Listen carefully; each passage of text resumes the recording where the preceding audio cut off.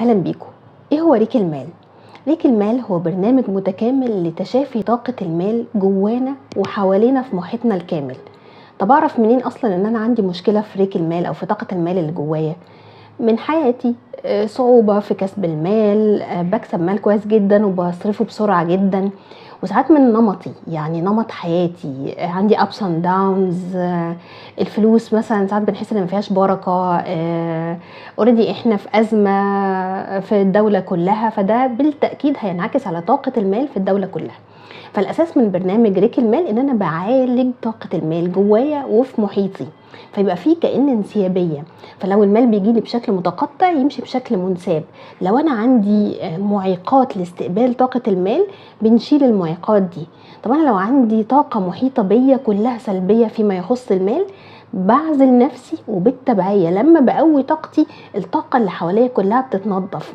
فمش بس انا لوحدي اللي هستفيد، لا ده انا هفيد اللي حواليا كلهم باذن الله.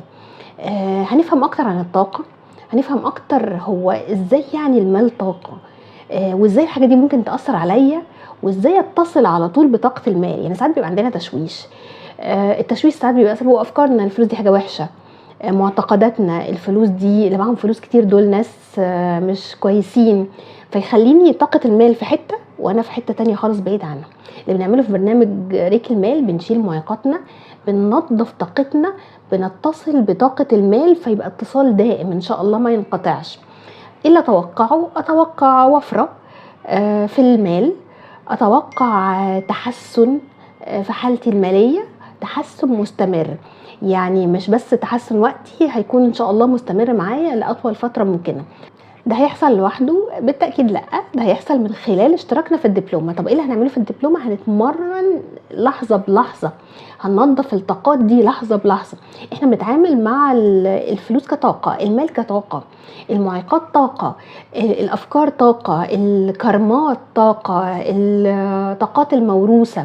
كل الحاجات دي بنتعامل معاها، نفهمها ونبتدي ننظفها كعلاج طاقي، ونخلص ان شاء الله ونخرج من الدبلومة. حتى هنخرج من اول مستوى باذن الله حاسين بالفرق، ونقدر نقيسه على حياتنا بشكل كبير، ونقدر نفيد اللي حوالينا.